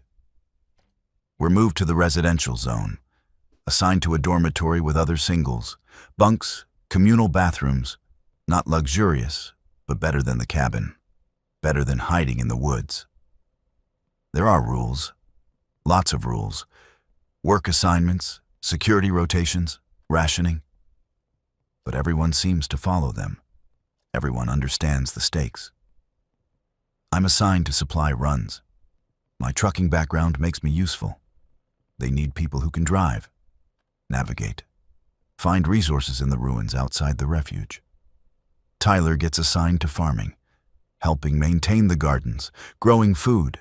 He's disappointed. Wanted something more exciting, but he doesn't complain. Just gets to work. The first few weeks are an adjustment, learning the routines, the hierarchy. The refuge has a council, elected leaders, democratic process for major decisions, military chain of command for security. It works surprisingly well. People cooperate. They've figured out that survival depends on unity, on working together. I meet the council leader, woman named Patricia, former mayor of Countersport. She's tough, no nonsense, but fair. She asks about my journey, how I survived. I tell her about the cabin, the horde, finding Tyler, the bandits. She listens carefully. Those bandits are a problem, she says. We've had encounters, lost people to them. They're based somewhere south, operating in the ruins, preying on survivors trying to reach us. What are you doing about it? What can we do? We're barely holding this together. Can't spare people for offensive operations. We just fortify, stay defensive.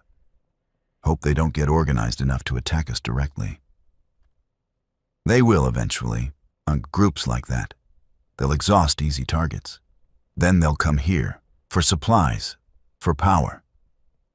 I know. That's why we're recruiting, training, building defenses. When they come, we'll be ready. I hope she's right. But I've seen what people are capable of, how fast civilization strips away. Those bandits aren't going to be easy to stop. Not if they're smart. Not if they're organized. But that's a problem for another day. For now, I focus on my assignments. Supply runs into the surrounding towns. We go in teams, 3 or 4 people, armed, careful. Hit pharmacies, hardware stores, food warehouses, anything that might have survived the looting.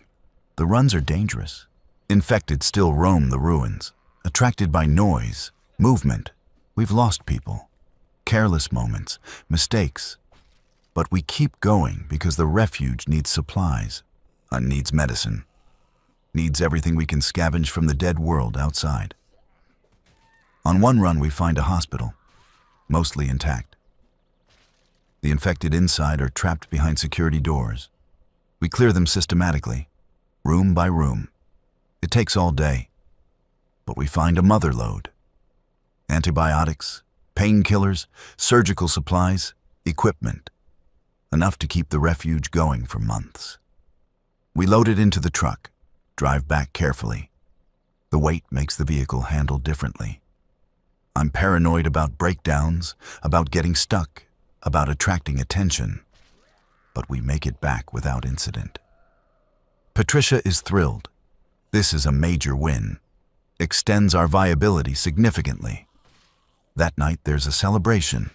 Rationed alcohol, music, people relaxing, letting their guard down for a few hours. I sit with Tyler and watch. He's integrated well, made friends. He's laughing with other teenagers. For a moment, he looks like a normal kid, not a survivor of the apocalypse, just a 16-year-old having fun. I'm approached by a woman, Sarah. She's been at the refuge since the beginning. Lost her family in the first days. She's an engineer. Helps maintain the power systems, the generators, the solar panels. We talk. Just small talk at first. The weather, the work. But it's nice. Normal conversation. Human connection that isn't about survival or fear. Over the following weeks, Sarah and I become friends. Maybe more. It's complicated. The world ended. Normal dating rules don't apply. But we find comfort in each other. Someone to talk to share the burden with. It helps. Makes the isolation less crushing. The refuge continues to grow. More survivors trickle in. We're up to 250 now. The council debates expansion, building new walls, clearing more blocks, creating farmland outside the immediate defenses. It's risky. Every expansion spreads resources thinner. But we need the space, the capability to be self-sufficient long-term. I volunteer for the expansion team. We work in shifts, building, fortifying. It's exhausting, dangerous. Infected still wander close. We have to clear them, defend the work crews, but slowly, steadily, the refuge grows, becomes more permanent, less a temporary shelter and more a real settlement. Then the scouts report movement. South, the direction the bandits operate from. Large group, maybe 40 people. Armed, organized. Moving toward the refuge. They're not hiding, not sneaking. This is deliberate, an approach, maybe an attack. Patricia calls an emergency council session. I'm invited because of my supply run experience, my knowledge of the area. The scouts show us maps. The bandit group is 2 days out, moving slow, bringing vehicles. Heavy weapons, maybe. This isn't a raid. This is a siege. We need to fight them off, someone says. Hit them before they get here. We don't have the numbers, Patricia counters. We're mostly civilians. They're fighters, predators. Going offensive is suicide. So we just wait, let them come to us? We defend, use our fortifications, make them pay for every inch, show them we're not worth the cost. The debate goes on for hours. Eventually, a plan forms. Full defensive posture, everyone armed. Lookouts doubled. Prepare for siege. Ration supplies. Get ready for a long fight. I'm assigned to the walls. Guard duty, rifle in hand. Watching the south approach. Any of the refugees behind me are scared. I can feel it. The tension.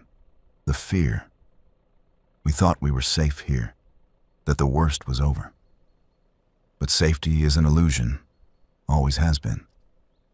The bandits arrive on day 45 since I left Harrisburg. 45 days of survival, of adaptation, of learning to live in the new world. And now it's all at risk again. They park their vehicles out of rifle range, set up camp, wait, watching us, studying our defenses. For 2 days, nothing happens. Stalemate. They don't attack. We don't sally out. Just stare at each other across the no man's land between our walls and their camp. The psychological pressure is enormous. People are cracking, jumping at shadows, fighting among themselves. On day 3, they send a representative. One man, unarmed, walking toward the gate with a white flag. Patricia goes out to meet him. I watch from the wall. They talk for maybe 10 minutes. I can't hear what's being said, but I can see Patricia's body language. She's angry, refusing something. The man leaves, goes back to the camp. An hour later, they start shooting. Not at us. Into the air.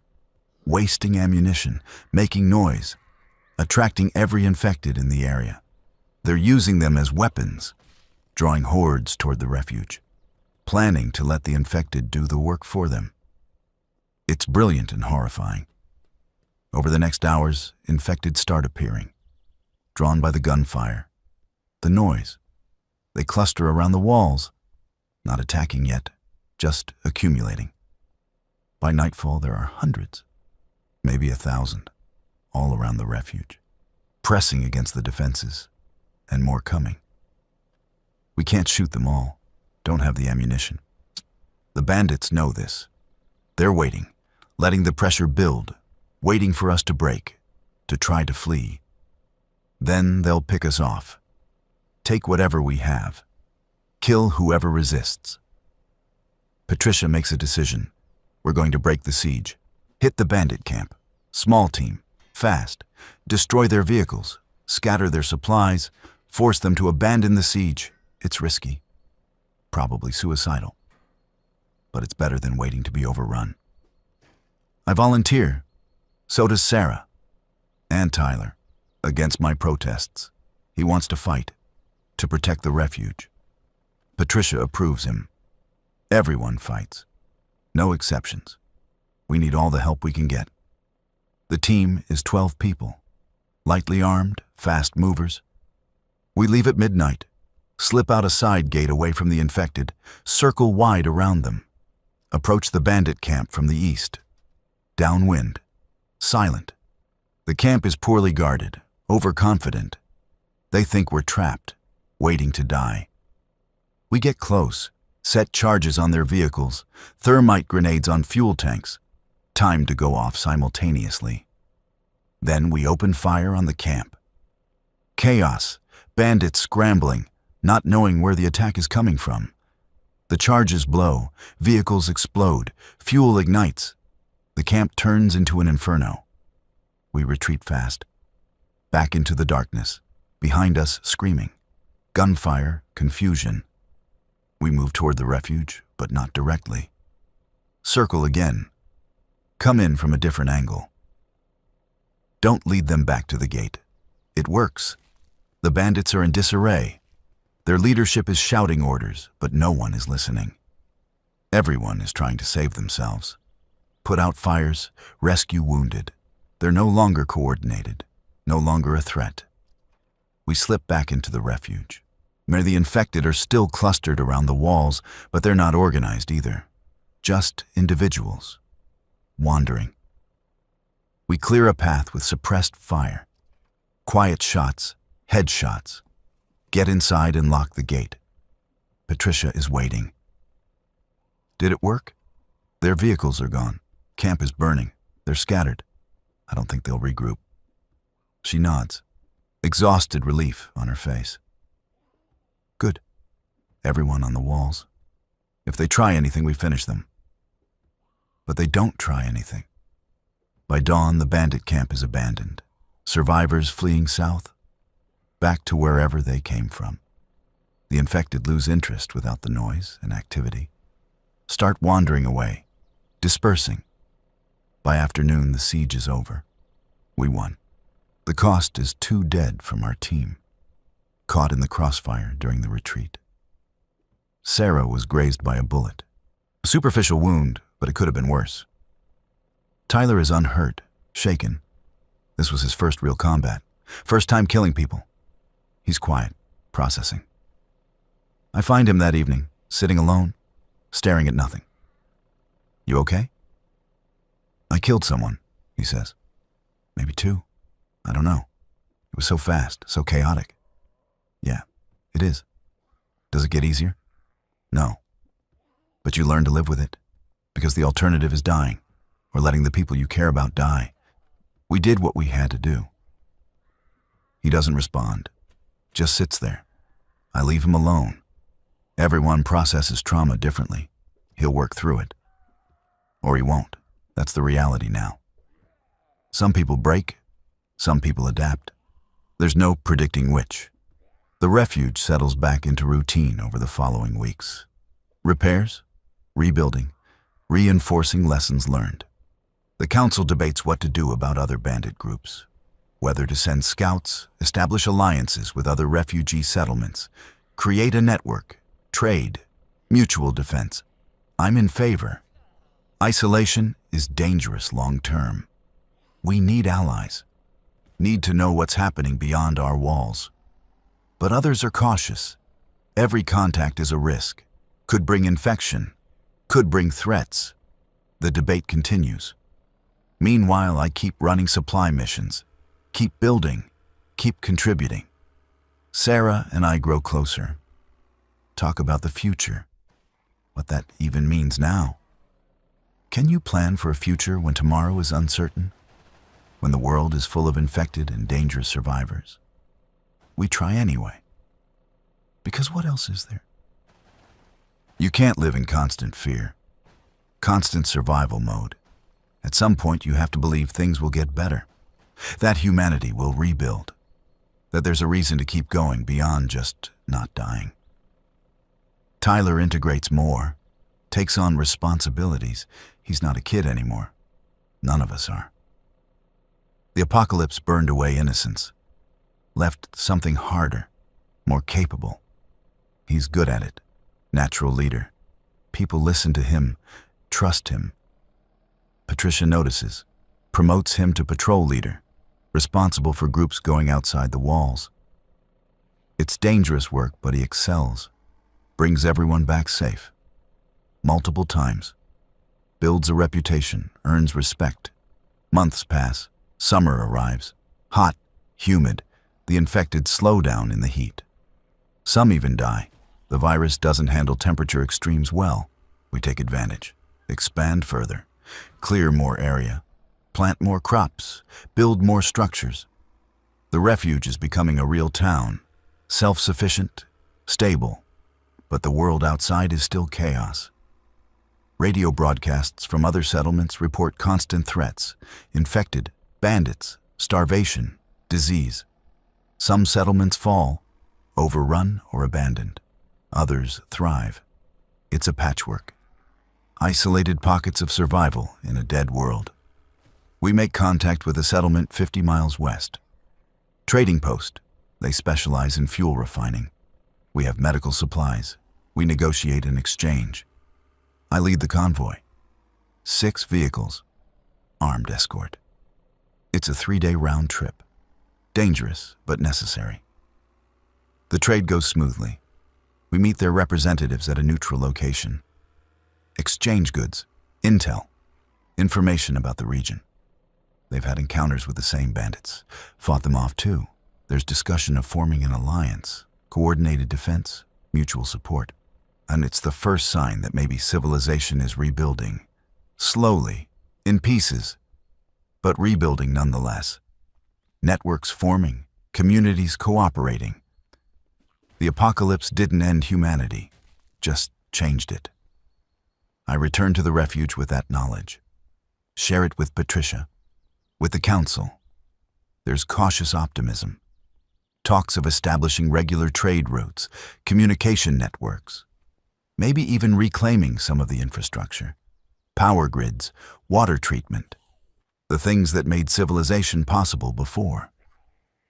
It's a long-term project. Years, maybe. But we have time. We've survived the worst. The initial outbreak, the chaos, the collapse. What comes next is rebuilding. Figuring out how to live in this new world. How to thrive instead of just survive. I think about that first day. I'm standing in the loading dock at Gentech, watching a drum of bioweapons spill on the concrete. If I had known, if I had raised the alarm, refused to transport it, would anything be different? Or was this inevitable? Was the world always heading toward this collapse and the virus was just the trigger? I don't know. Can't know. All I can do is keep moving forward. Keep working. Keep building. Keep believing that tomorrow will be better than today. That we can create something worth preserving from the ashes of what we lost. Sarah asks me one night if I ever think about going back. To the cabin. To my old life. I tell her no. There's nothing back there. The cabin is probably overrun by now. Or burned or looted. My apartment is gone. My job is gone. The old world is gone. This is home now. The refuge. These people.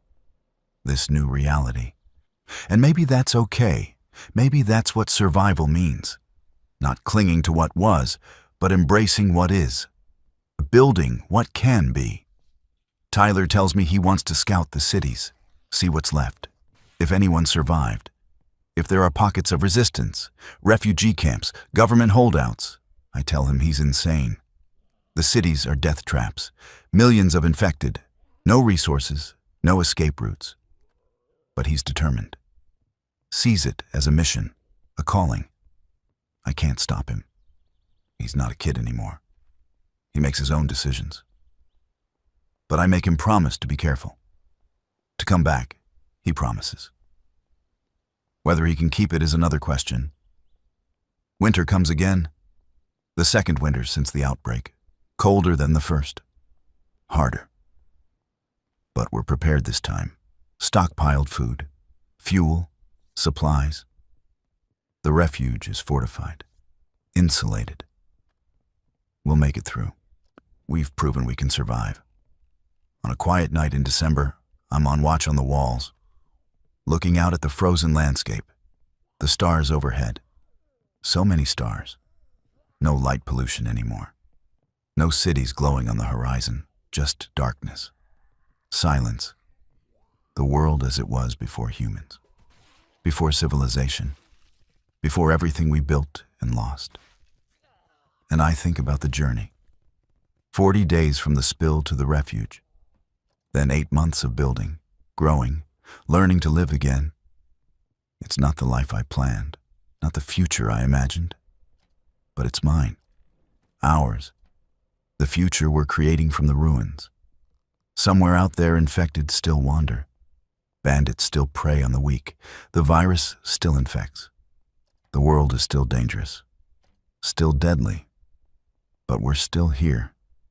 Still fighting. Still surviving. And as long as that's true, there's hope. Real, tangible hope that humanity will endure. Will rebuild. Will remember what we lost and create something better from what remains. The radio crackles. A voice. Distant, faint. Another settlement checking in. Sharing news. Confirming they're still alive. Still holding on. I respond. Give our status. Confirm we're here. We're okay. We're making it. The conversation is brief, functional, but it matters. Because we're not alone. We're part of something bigger. A network of survivors. Communities scattered across the dead zones. Each one a light in the darkness. Each one proof that the end wasn't the end. Just a transition. A hard reset. A chance to start over and maybe get it right this time. I finish my watch and head inside. Find Sarah. Tell her about the radio contact. She smiles. We've been mapping the settlements, trying to understand the scope of survival. It's bigger than we thought. Thousands of people across the region. Maybe hundreds of thousands globally. Enough to rebuild, enough to matter. We talk about the future, about what we want to build. Not just structures and defenses, but systems, education, culture, the things that make us human beyond just staying alive. It's ambitious, probably naive. But we need goals, need something to work toward beyond survival. Tyler returns from his city scout 3 weeks later. He lost 2 people from his team, but he brings back valuable intel. The cities are mostly dead, overrun with infected. But there are pockets, fortified buildings, survivor groups, isolated, desperate, some hostile, some just trying to survive like us. He proposes rescue missions, extracting survivors, bringing them to the refuge, expanding our population, our capabilities. The council debates. It's risky, could bring threats, but it's also the right thing to do. We vote, narrowly approve, begin planning the missions. I volunteer to lead the first one. It's dangerous, probably stupid. But I remember being alone, scared, desperate. If we can save even one person, it's worth it. Sarah argues against it. She's worried, doesn't want to lose me, but she understands. She volunteers too. We'll go together, watch each other's backs. The mission is set for spring, when the weather improves, when travel is easier. Until then, we prepare, train, plan routes, identify targets, build the infrastructure to support integration of new arrivals, quarantine facilities, housing, jobs. The refuge has to grow to accommodate, to evolve. It's ambitious, maybe too ambitious. But ambition is what separated us from the infected. They just exist. React, consume, we plan, build, create. That's what makes us human, what makes us worth saving. On the anniversary of the outbreak, I stand on the walls and look south, toward Pittsburgh, toward Gentech, toward the loading dock where it all started. A year ago, I was just a trucker, living a normal life, complaining about normal problems. Now I'm a survivor, a builder, part of something that might actually matter. The memorial service is quiet, solemn. We list the names of those we've lost, friends, family, strangers who became family. The list is long, too long. But we say each name, honor each person. Remember that they were real, that they mattered, that their deaths meant something even if their lives were cut short. Tyler speaks, or he's become a leader, a voice for the younger generation. He talks about resilience, about not letting the virus win, about building a future worthy of those we lost. It's a good speech, genuine. He means every word. Patricia speaks too, about community, about cooperation, about the choice to be human instead of animals. She challenges us to be better, to rise above the base instincts of survival, to create something beautiful from the ugly reality we live in. I don't speak. I'm not good with words. But I listen. I absorb. I commit to the work ahead, the missions, the building, the growth. Because that's what I can do, what I'm good at. Actions, not words. The service ends. People drift away, back to their tasks, their lives. The work never stops. Can't stop. There's always something to do, something to fix, something to build. It's exhausting, but it's purposeful, meaningful. That's enough. Sarah and I walked the perimeter that night, hand in hand, talking about small things, normal things, a garden she wants to plant, a book she found on a supply run, plans for a communal space where people can gather, socialize, be human. These moments matter. The quiet times, the normal times. They're what we're fighting for. Not just survival, but life. Real life, connection, joy, hope. The things that make existence worthwhile. We reach the south gate and stop. Look out at the darkness beyond. Somewhere out there, the world is still dying. Infected still roam. Threats still exist. But here, in this moment, behind these walls, we're alive. We're safe. We're together. And maybe that's enough. Maybe that's victory. Not defeating the virus, not reclaiming the old world, but creating a new one. Building communities, networks, civilization from scratch. Different from before, but still worth protecting. Still worth fighting for. I think about the cabin, about Jerry's preparation, his survivalist mindset. He'd be proud. Proud that his legacy helped someone survive, helped create this. A refuge not just for me, but for hundreds. A seed that might grow into something bigger. I also think about Dale, about the new guy at Gentech, about their choice to cover up the spill, to load that damaged drum. Their actions killed millions, ended the world. But they didn't do it maliciously. They just made a mistake. A terrible, catastrophic mistake. Can I forgive that? I don't know. Probably not. But I can understand. Human error, corporate pressure, the desire to avoid consequences, it's all so mundane, so ordinary, and it destroyed everything. That's the lesson, the takeaway. We're fragile. Our civilization is fragile, built on trust and systems and the assumption that people will do the right thing. When they don't, when shortcuts are taken, when mistakes are hidden, it all falls apart, fast, so we build differently now. Transparently, collectively, with safeguards and redundancies. We can't afford another collapse, can't risk another outbreak. The cost is too high. These are the thoughts I carry as we return to our quarters, as we settle in for the night. Sarah sleeps beside me. Tyler is in the next building over. The refuge is quiet, peaceful, protected. Tomorrow I'll wake up and do it again. check defenses, plan missions, build infrastructure, work toward a future that seems impossible, but isn't.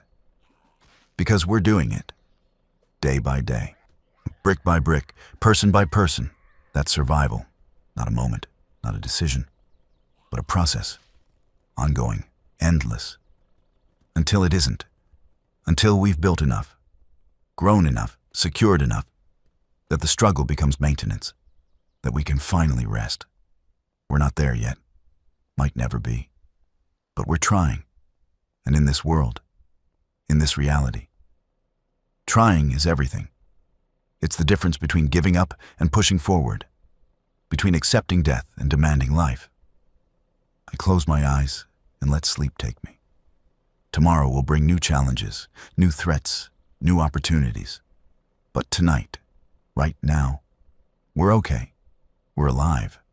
We're building something worth preserving. And that's enough. That has to be enough. Because it's all we have. All any of us have. The present moment. The determination to see another day. The hope that somewhere beyond the darkness light is returning, and we're the ones bringing it back, one candle at a time, until the world glows again, different from before, but still glowing, still alive, still ours. Thanks for watching, guys. I will be back with another story.